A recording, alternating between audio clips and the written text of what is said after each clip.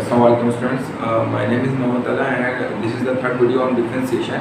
In our previous video we have discussed what is the basic concept of differentiation and we have learned how to find the derivative of some function.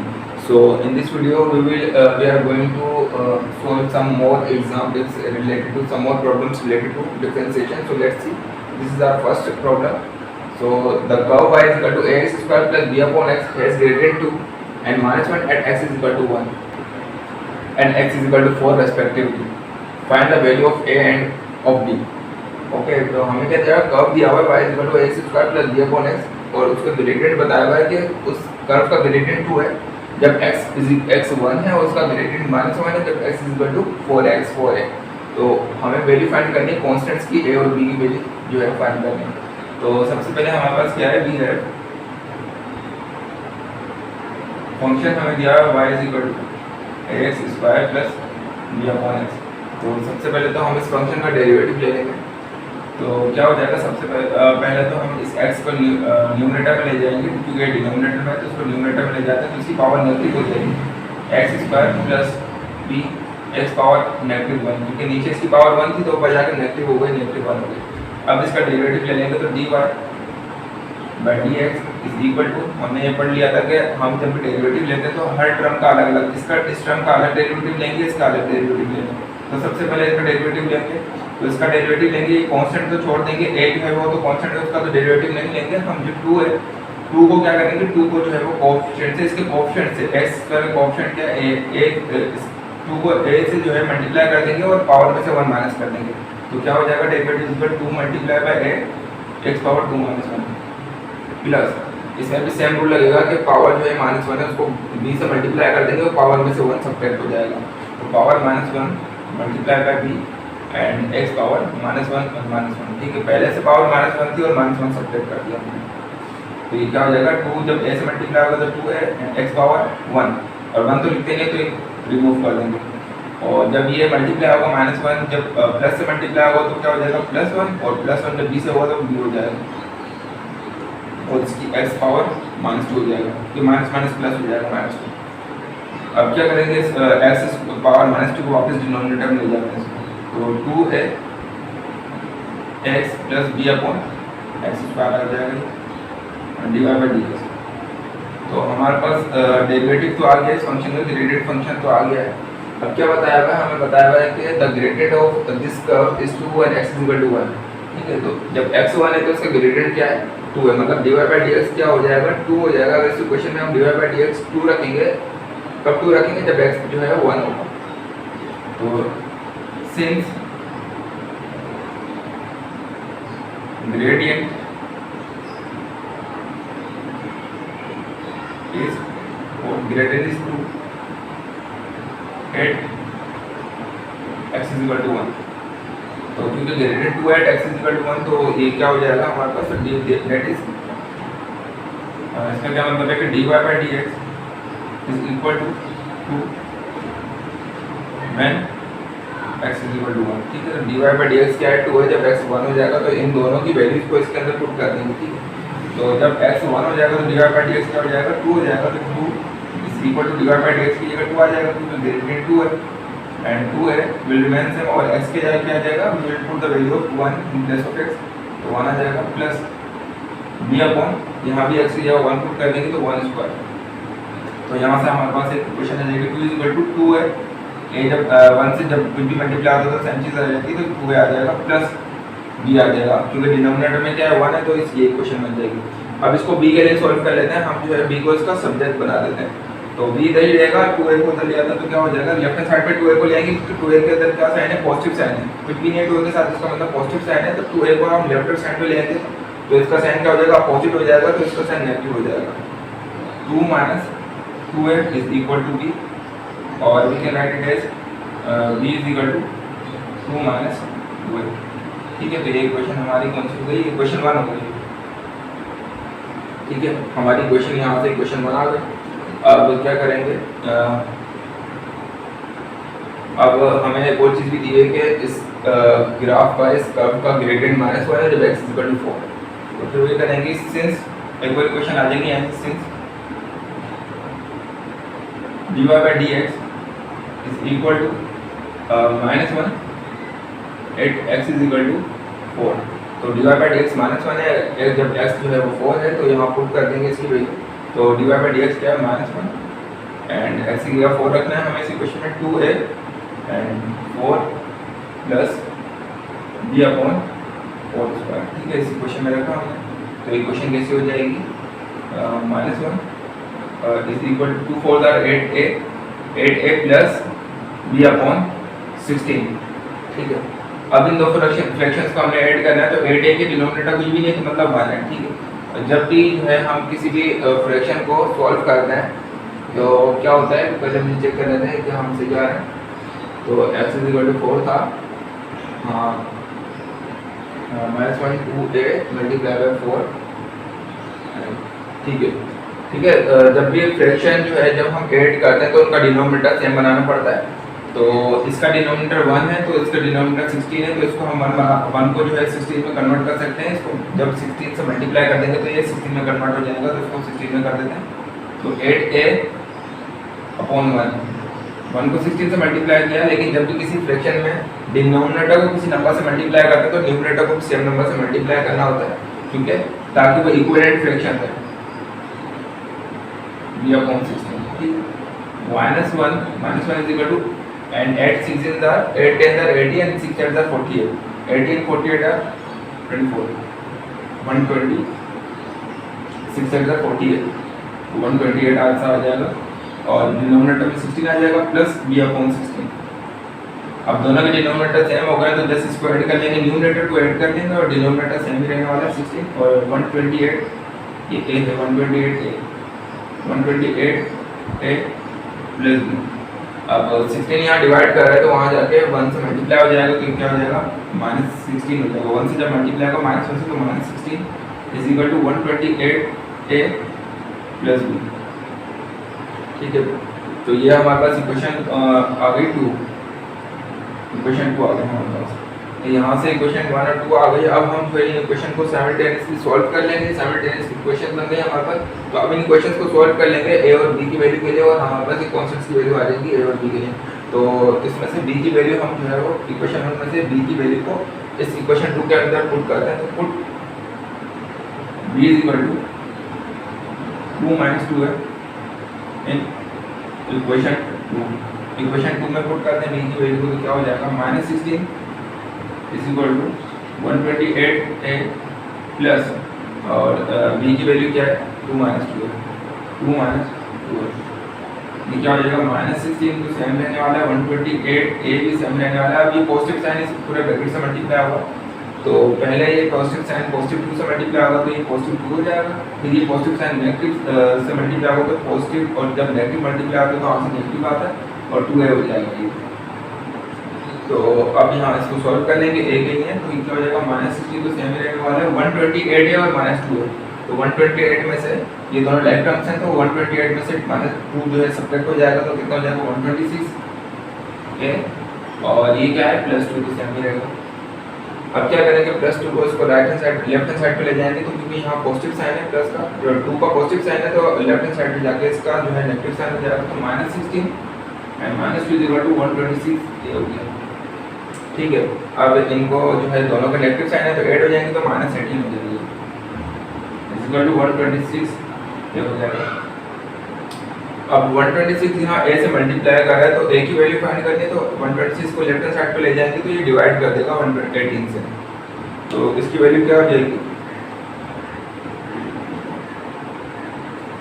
और ये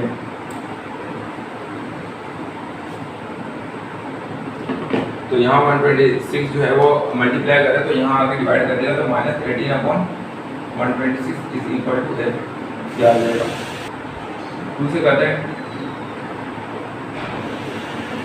2 9 18 and 2 से 12 and 2 से 6। अब 3 से तो जाएंगे 3 से 9 and 3 to 6 and 3 1 3, फिर बाद में तो जाएंगे 3 1 3 एंड 3 9 3 7 21 3 7 21। तो आंसर क्या आ जाएगा इसका आंसर क्या आ जाएगा, इसका ये क्वेश्चन बन जाएगी -1/7 इज इक्वल टू a की वैल्यू क्या आ गई और a इज इक्वल टू -1/7। ए की वैल्यू आ गई -1/7। अब ए की वैल्यू को हम इसमें पुट कर देंगे क्वेश्चन 1 में, तो बी की वैल्यू आ जाएगी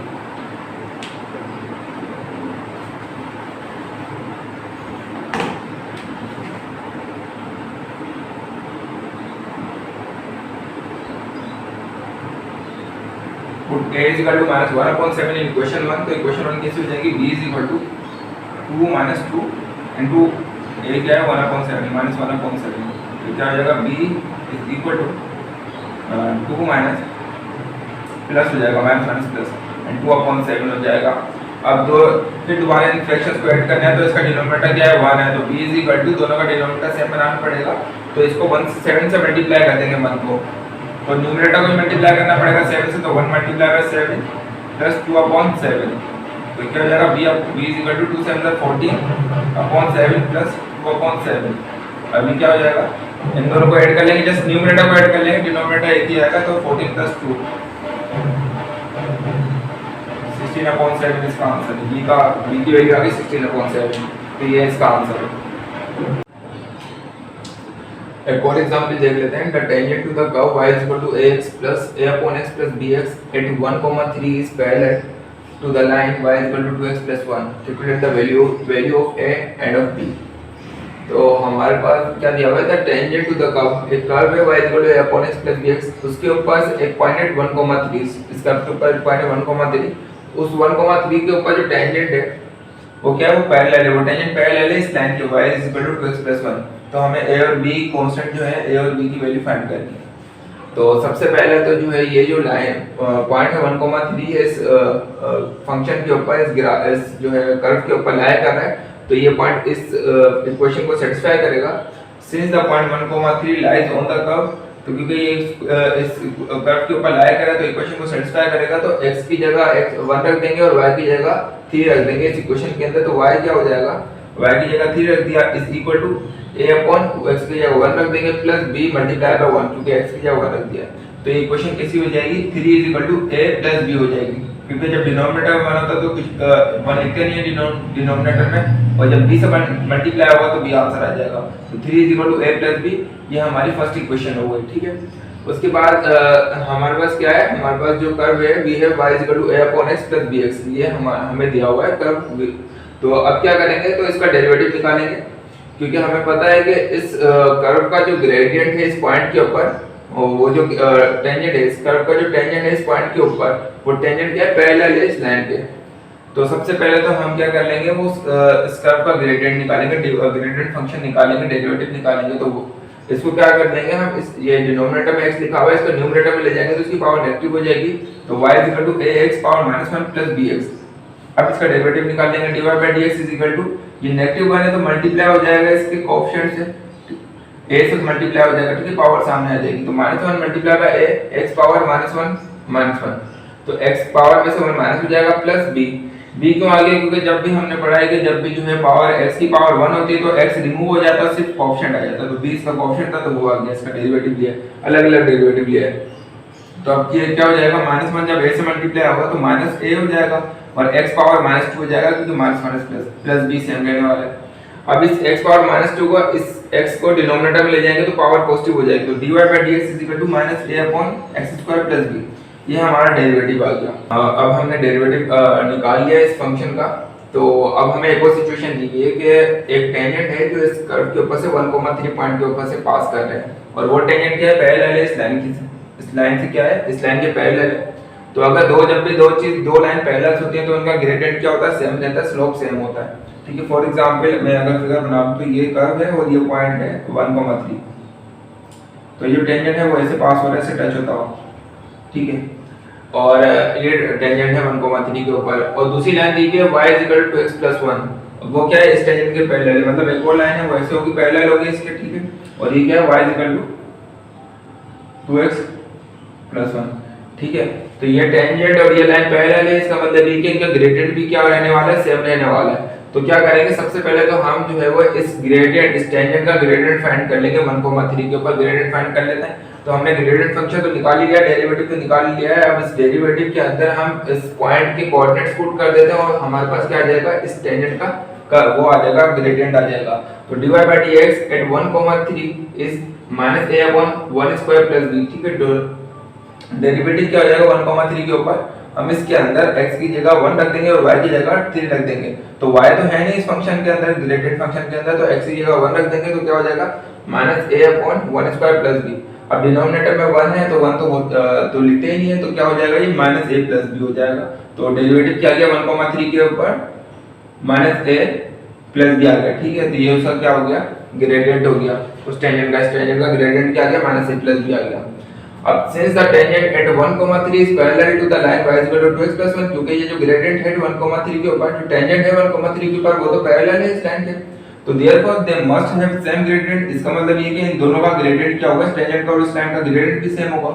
तो इसका ग्रेडियंट निकालेंगे पहले तो, और उसके जो है इसके ग्रेडियंट को इसके ग्रेडियंट के इक्वल कर देंगे टेंजेंट के। तो पहले तो इसका ग्रेडियंट निकाल लेते हैं, तो dy by dx 2 आ जाएगा, इसका ग्रेडियंट क्या आ जाएगा 2 आ जाएगा। इसका ग्रेडियंट, क्योंकि 1 का ग्रेडियंट क्या हो जाएगा, कांस्टेंट का ग्रेडियंट 0 होता है, और 2x का क्या हो जाएगा 2 हो जाएगा। और अब dy by dx जो है वो क्या है, इसका ग्रेडियंट है इस लाइन का, और इसका ग्रेडियंट, इस लाइन का ग्रेडियंट क्या है इस टेंजेंट के इक्वल है, तो dy by dx की जगह क्या रख देंगे माइनस a प्लस b रख देंगे। तो क्या हो जाएगा minus a plus b is equal to 0 2 हो जाएगा। और अब इसको इस तरह भी लिख सकते हैं, और 2 is equal to b minus a, इस तरह भी लिख सकते हैं इस इक्वेशन को, ठीक है। ये माइनस है तो इसको बाद में लिख दिया, और b पॉजिटिव टर्म इसको पहले लिख दिया, तो 2 is equal to b minus a। तो ये इक्वेशन 2 हो गई, और हमारे पास इक्वेशन 1 ये थी। इन दोनों को अब इक्वेशन 1 और 2 को सॉल्व कर लेंगे, और b और a की वैल्यू हमारे पास आ जाएगी। तो मजीद नहीं कर रहे, ये तो आप कर ही सकते हैं। तो b और इक्वेशन 1 और 2 को सॉल्व करके हम a और b की वैल्यू निकाल लेंगे। एक और क्वेश्चन देख लेते हैं। Given that f of x is equal to px square plus qx and that f of 2 is equal to -2 and f derivative of 2 is equal to 3, calculate the value of p and q। हमें function दिया हुआ है, मतलब curve दिया हुआ है, y को जो है वो फंक्शन ऑफ x से रिप्रेजेंट किया हुआ है, f of x से रिप्रेजेंट किया है y को। तो सेम ही चीज है, f of x is equal to px square plus qx, ठीक है। ये फंक्शन दिया हुआ है, ये कर्व दिया हुआ है, and that f of 2 is equal to -2, और ये बताया हुआ है कि जब f जो है फंक्शन जो है माइनस, जब x की वैल्यू 2 है तो फंक्शन की वैल्यू क्या आ रही है -2 आ रही है, ठीक है। जब x की वैल्यू 2 है तो फंक्शन की वैल्यू क्या आ रही है -2 आ रही है।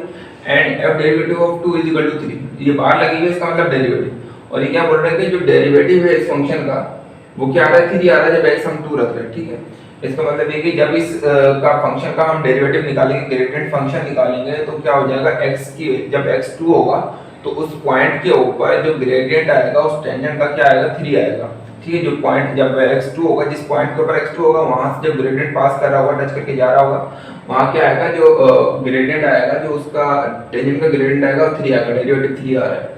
तो p और q की वैल्यू फाइंड करनी है। तो सबसे पहले we have f of x is equal to px square plus qx, हमें ये फंक्शन दिया हुआ है, और हमें ये बताया हुआ है कि f of 2 जो है वो -2 है।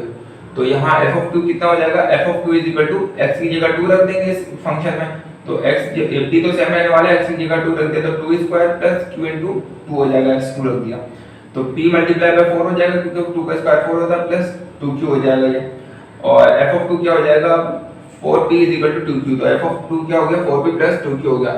बट हमें पहले दिया हुआ है कि f of 2 जो है वो -2 के इक्वल है, तो f of 2 की जगह -2 रख देंगे अब इस इक्वेशन में। Since f of 2 is equal to -2, तो फिर f of 2 क्या हो जाएगा -2 is equal to 4p plus 2q, ये इक्वेशन 1 हो गई। अब हमें क्या दिया हुआ है कि f डेरिवेटिव ऑफ 2 जो है वो 3 है, तो पहले तो f of x निकालेंगे, f डेरिवेटिव निकालेंगे इस फंक्शन का।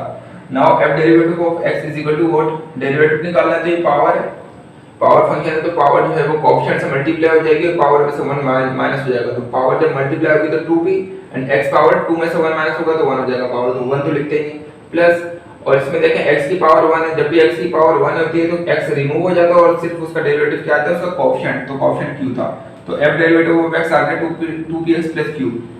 अब क्या है, f डेरिवेटिव ऑफ 2 निकालना है, ठीक है। f डेरिवेटिव ऑफ 2 क्या निकालना है, तो f डेरिवेटिव ऑफ 2 क्या हो जाएगा, यहाँ x की जगह 2 रख देंगे, ठीक है, x की जगह क्या रख देंगे 2, तो 2p into 2 plus q हो जाएगा, x की जगह 2 रख दिया। अब 2 से मल्टीप्लाई हो जाएगा तो f derivative of 2 is equal to 4p plus q हो जाएगा। अब since f derivative of 2 is equal to 3, क्योंकि f डेरिवेटिव ऑफ 2 तो 3 दिया हुआ है हमें, तो इस इक्वेशन में f डेरिवेटिव ऑफ 2 की जगह 3 रख देंगे, तो 3 is equal to 4p plus q same हो जाएगा। अब ये इक्वेशन 2 हो गई, ठीक है। अब इक्वेशन 1 और p और q की वैल्यू फाइंड करनी थी, तो इक्वेशन 1 और 2 को हम क्या कर लेंगे, सॉल्व कर लेंगे, तो p और q की वैल्यू आ जाएगी। तो अब क्या करेंगे, हम क्या करेंगे, देख सकते हैं कि p जो है ना 4p और 4p कॉमन है दोनों में, और दोनों के सेम साइन है, तो सब्ट्रैक्ट करवा देंगे equation, subtract equation 1 from equation 2।